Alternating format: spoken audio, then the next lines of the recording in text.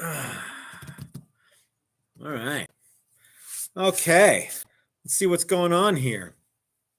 Got a little bit of a rant to talk about. I probably should have aimed my camera in a different spot, but yeah, we've got a minute or so.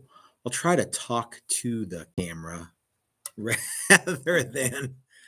rather than to my screen, which just seems kind of silly. If I aimed my camera correctly, that would have been a good thing. So, yeah. Hey, Mike Learn, what's going on, buddy? How are things in with the Mike Learn? You guys is not only a very good friend of mine, not only one of the best motorcycle builders and painters in the world, not only one of the best guitar builders and painters in the world, not only one of the most creative people I have ever met. And I grew up around a bunch of creative people, artists and musicians and things like that. But Mike Learn is also the only person with a modern bass, I think, in the entire world. So, so check out Mike's Facebook page or Instagram page and check out his modern bass. Mike Learn is plays bass in a ZZ Top band, and he's unfortunate enough to have to match guitars with Don DeMasi, another super cool guy. And every time Don gets a new guitar that Billy Gibbons may or may not have, Mike feels compelled, and with good reason, to build a matching instrument. So check out those guys. Check out El Loco Fandango. Check them out on Instagram and Facebook. And if you're anywhere where they're playing, go check them out, because it is as authentic of a ZZ Top experience as you can get. And maybe Mike will let you tug on his beard to prove it to you. Okay. Anyway, so hey Gary, hey Greg, Doug, what's going on?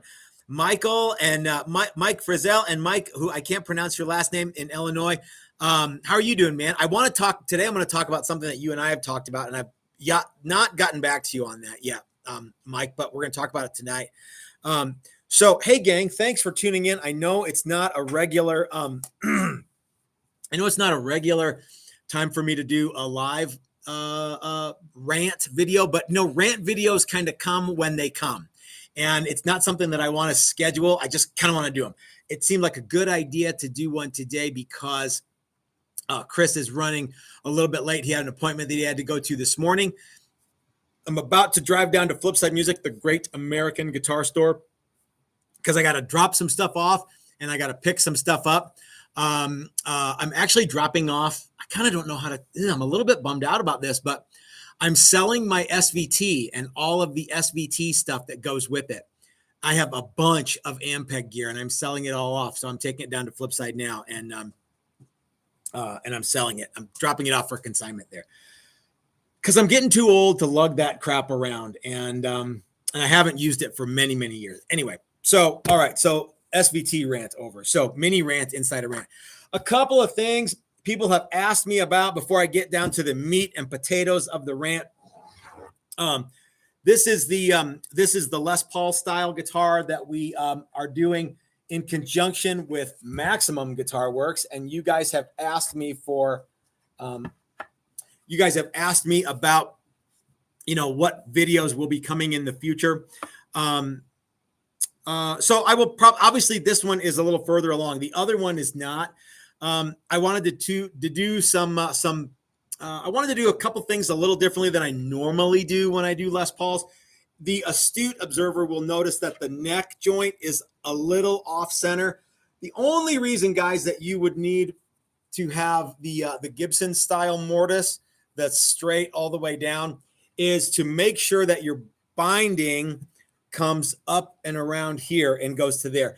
However, it does add a certain amount of pain in the assery because you have to fit this joint here and this joint here. Well, if you eliminate this joint here and kind of make it a double, kind of a mortise on one side and kind of a wedge fit on the other side, it eliminates some of that.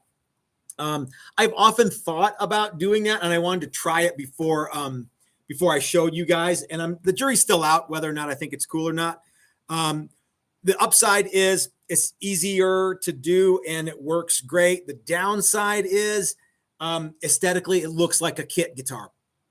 Okay, so I haven't decided if I like it or not yet, but you guys will let me know. What do you guys think? And yeah, so I've got binding on order for this stuff. And yeah, we will go further. We will press forward with Les Paul neck, pocket, pickup route, and the angles associated with Les Pauls, because there's a buttload of them. So anyway, that should just about do it. So let's get down to business with the rant. Guys, I've gotten a lot of people sending me emails lately that blah, blah, blah, blah, blah. My thing that I got from Amazon is just as good as my eBay thing is just as good. Or that tool that you have that I bought one just like it off eBay and it doesn't work and it's a pile of crap. I want you guys to know something. Anytime I recommend a tool, it's because I use it. Anytime you hear me stop recommending a tool, it's because I found something better. Okay. So, and I'm in a unique position here. Not everybody can say this. I have been shilling for StewMac tools far longer than I have been, sponsored by StewMac tools. I have paid for, I will show you, here are some of the free tools that I got from StewMac. These files here. I also got this guy, not this one. I actually paid for this one that has the little diamond stuff on it. I got that from Eric when way long time ago. I got these guys just recently, and they also sent me a fret leveling system that I want to try. But every other StewMac tool that I have had to pay for. And let me tell you, I have a pile of them. I'm looking at a small pile of them right here. So these were just things that I was using just the other day. That would be yesterday. I was using to do some fret work and stuff. So any of this stuff, I absolutely positively recommend. And the reason that I recommend it is because I use it daily. I didn't use it just one time and go, yeah, that's cool. Or I didn't take it out of the box and go, yeah, that looks like it's pretty neat. I actually use all this stuff. And if it works, happy meal for me. And and happy meal for you, because I'm going to tell you about it. If I don't have a video about a particular StewMac tool, it could be because I haven't used it, but it could be because I tried it and I didn't like it. I mean, that is possible, right? One of the things okay, let me give you an example. StewMac tool I did not like. It's this thing that you I should have grabbed it, but I didn't. It's this kind of wonky thing that you latch onto the neck, and these feeler gauges that you spread under the nut, and you crank it down and you file with, one of the nut files. And as soon as you hit that, the feeler gauge, you hear the metal sound. I hate it. It sucked. And Dave Chenzoff, Dave, if you're watching, we used that on one of your guitars, and it was going okay, but then got not so good. And I tell you what, that's a StewMac tool I didn't like. And I and Dave replaced it with a StewMac tool that we absolutely love. And that is the dial indicator gauge for nut slot depth. And you can also use it to set up your guitar too. Let's take a quick super chat from Brad Guitar Miller, who says quality tools are worth the money. That is absolutely right, Brad. Buy once, cry once. We're going to get to that too. So anyway, yeah. So the dial indicator, I should have grabbed that too, because it's right over there. Well, okay. I just grabbed a big pile of stuff. The dial indicator gauge thing that goes, you put it over a fret and under the string, under the string goes on top. Wait a minute. So you put this thing on there and it goes on top of the string, and you press it down to the fret, and it tells you exactly the distance from, say, for example, the way we use it, the bottom of the nut slot to the top of the first fret. So that way you can get your nut exactly right. Or if you're trying to match a nut that you really like and you want to get it just like that one, you can get it exactly perfectly right. If you don't measure stuff, you can't match it. You can't go, that looks pretty good, or it feels right. If you can't measure it, you can't repeat it. Okay, enough said. And so the little thing with the feeler gauges and stuff, yeah, that I wasn't a fan of that. But the dial indicator gauge, total fan of that.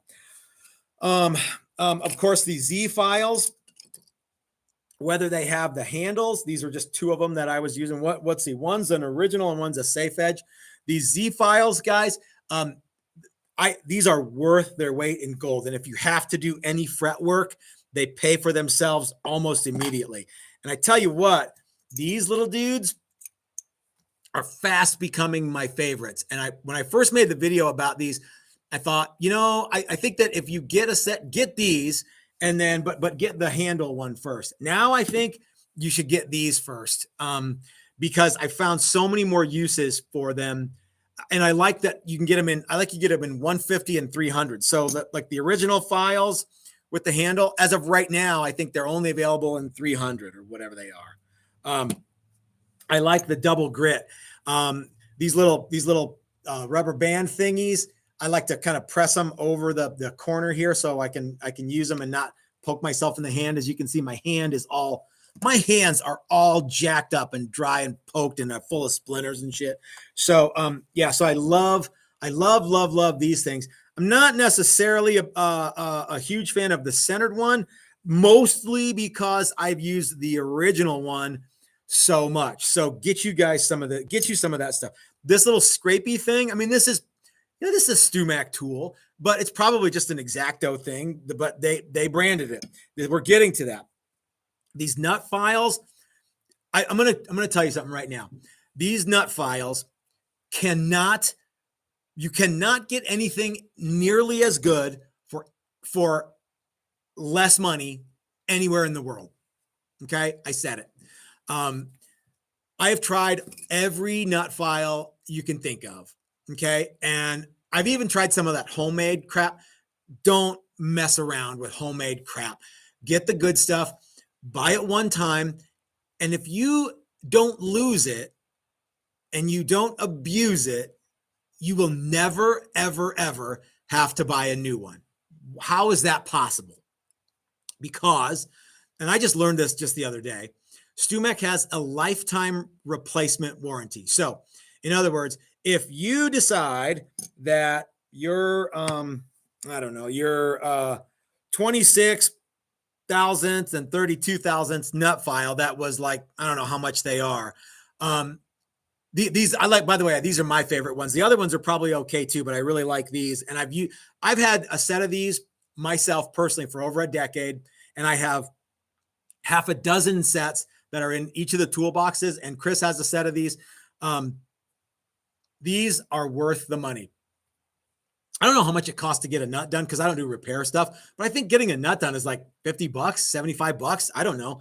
You could buy this set of files and you could do nuts on all your guitars and never have to buy another one again. Like I said, they'd pay for themselves right away. So link in the description below, guys, to StewMac. But anyway, so if you know where this is, and if you don't, like run over it with your car or put it in a blast furnace or something, and you wear it out and you send it to StewMac, they will send you a new one. Okay. So it doesn't matter what it is. If it's the red handle thing that says StewMac on it, or this handle isn't red, but you know what I mean? If you, or this guy is also not red. If you have this in your possession and it stops working, or this diamond grit file that's really expensive stops working, send it to StewMac. They'll send you a new one. Okay. So it's a guarantee. You do not get, okay, first of all, the stuff that you get from Amazon or eBay or what other craptastic import junk that they have there. And I don't know if all the stuff StewMac has, it might be imported too. That import junk, that's not fair. But you guys get what I'm talking about. I'm an ugly American and I'm ranting. So if you wear this thing out, StewMac will replace it. And you can't get something as good as this for less money from Amazon or eBay. And I would be willing to bet you that the thing that you can get that's the same money isn't as good as this, because this is made by people who do it for real. Let's get back to that thing. I am a person who does this for real.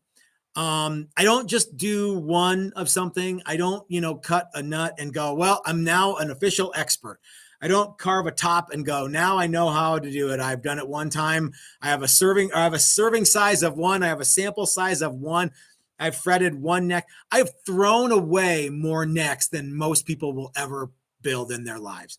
I'm not bragging. That means I've just bitched up a bunch of necks. I've been doing this for a long, long time. This is what I do for a minimum of 8 hours every single day. Chris does the exact same thing. If he were here, like I say, he had an appointment. But if he were here, he would tell you the same deal. So, and the reason that I rant about this stuff and the reason I rail about this stuff is I know that if I'm going to take some names here, I know that if Grease Monkey Guitars or Section 8 USMC 53 or Jim Murray or Steve Resser or Tom L or Paul McNary goes out and buys a tool based on my recommendation and it doesn't work, they're going to go, what the fuck, Matt? So I have to be able to recommend stuff that I know is good. And that I know that if you spend money that you worked hard to make on a tool and it sucks, you're going to stop watching my channel. You're not going to take me seriously. I'm just going to be some bozo in your head. And I don't want that. I want to be, it is my goal. I will sleep well at night if I know that when you buy a fret rocker from StewMac, that every time you go to use it, it's going to work. Okay. Or if you buy this, this little saw here that you can clean out fret slots with binding, when you buy this, it's going to work. Now I've actually damaged this one, because what I do is I beat it into the fret slot and then beat it this way with the hammer. So that's why my hammers are all bitched up. And that's why I have a couple of these tools and they're all bent over on this side because I bash them with the hammer. I don't, anyway. So but guys, if you are watching and you trust me, that means everything to me. If you are thinking, hey, you know what? I'm going to come out to one of Matt's workshops and I'm going to learn to build a Les Paul with Matt. But you know what? But first, I'm going to try this thing that he recommends. I'm going to get this Optivisor because I want to look cool to the ladies. So I'm going to get this Optivisor. If you don't like this, well, I guess if you don't like it, that's one thing. But if it doesn't work, then you're not going to trust me. You're not going to be a customer of mine. And because this is what I do for a living, this is not what I do for a hobby. It is imperative that you trust me. It is imperative that you believe what I'm telling you. So anyway, that is why I recommend StewMac tools. And if they pulled their sponsorship from me, and they may very well, given all the stuff I've been asking for lately. No, if StewMac were to pull my sponsorship, I would continue to use StewMac tools. That's how important. I've used them since before they sponsored me, and I will use them when they stop sponsoring me. Cool. Okay. Enough said on that one. Speaking of stuff that StewMac has that I asked for, I've been thinking about doing a kit build, and actually Mike in Illinois was like, "Hey, I want to. How ridiculous of would it be for you to build me a Trini Lopez, Dave Grohl 335 shaped thing?" And I'm like, "Well, I'm not set up to do an arch top, but I tell you what I can do. I can get a kit from StewMac and we can make a new neck for it." Or we can basically toss all the parts away and make a new neck and build you a guitar and basically just use the body shell. Or I can remake the neck. I can reconfigure the headstock. I haven't done that in a while, and that might be a fun thing to do.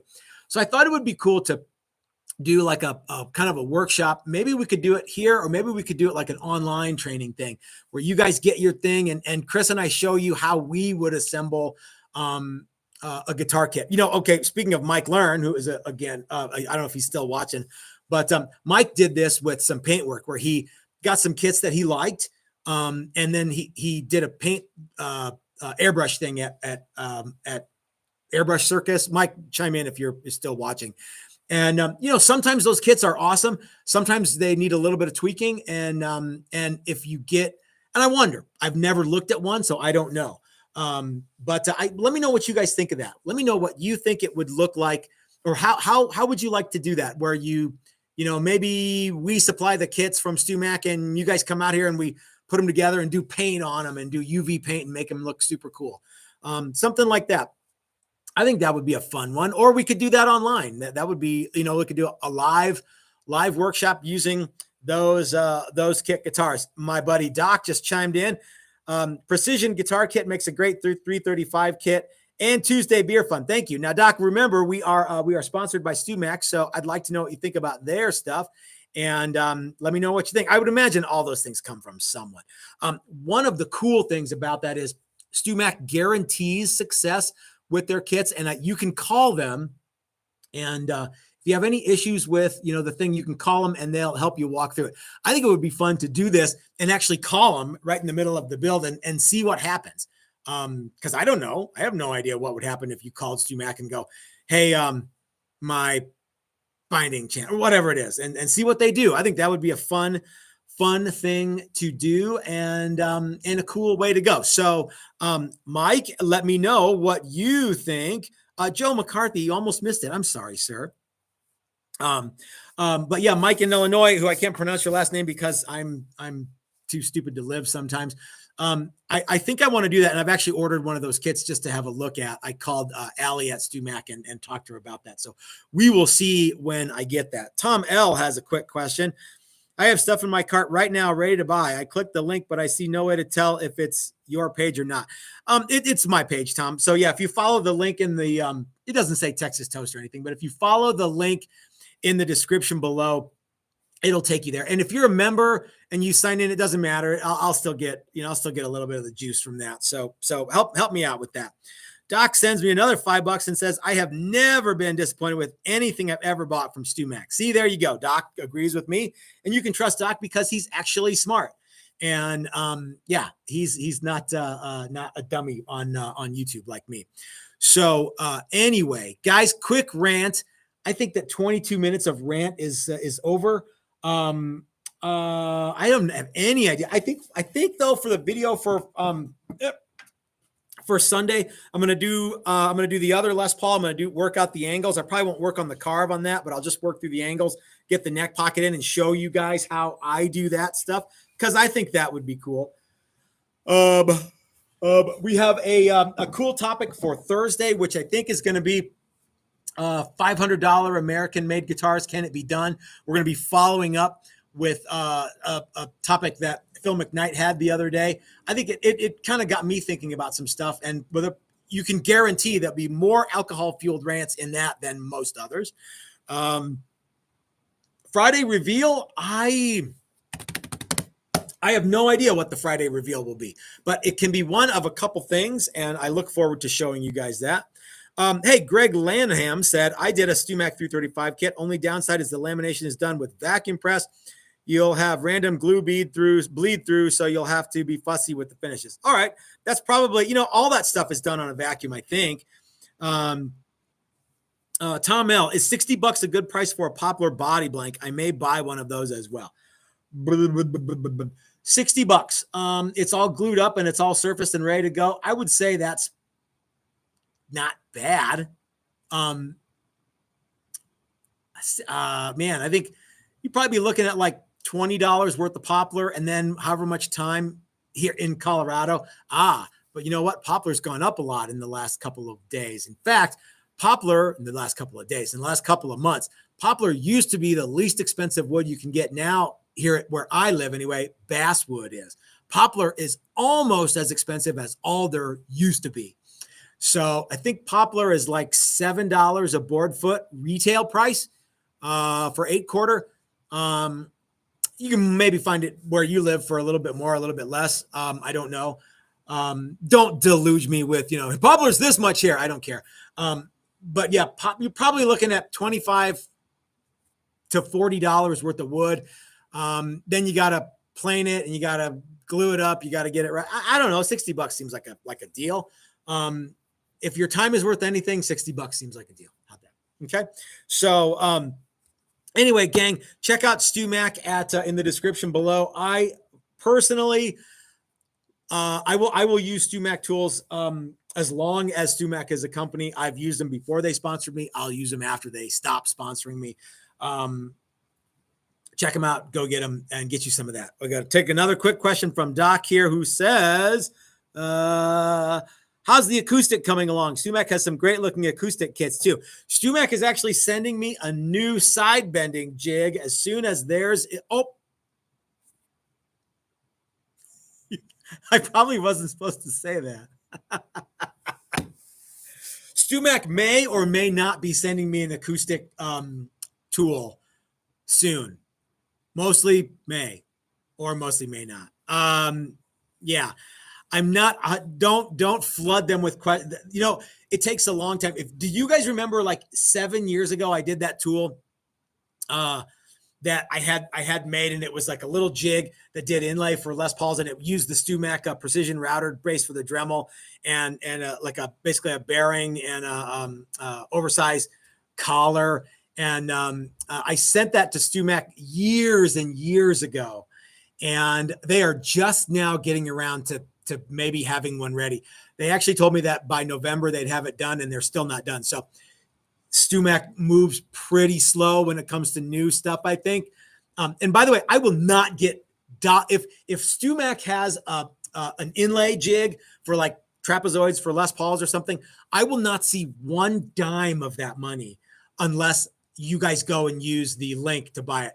In fact, I told them, look, I don't want anything for the idea, but it would be really cool to be one of the guys in the catalog where you go, hey, our buddy Matt at Texas Toast came up with this idea, which I didn't actually. If you watch the video, there's a link in the description tells you who the actual guy who I stole the idea from was. And I let him know that I was doing this. And he's like, yeah, I can't stop you. So go ahead. So anyway, and I can't remember that guy's name. He's another guitar builder who had a bunch of neat tools made. And I had one, I reverse engineered one from a picture, and I sent it to StewMac and said that you should make this. So anyway, all right, gang. So thanks for watching. I love doing these rant videos. Hopefully this was ranty enough. I've got to go down to Flipside Music and drop off my SVT, all 800 pounds of it. So Ike, I hope you're ready.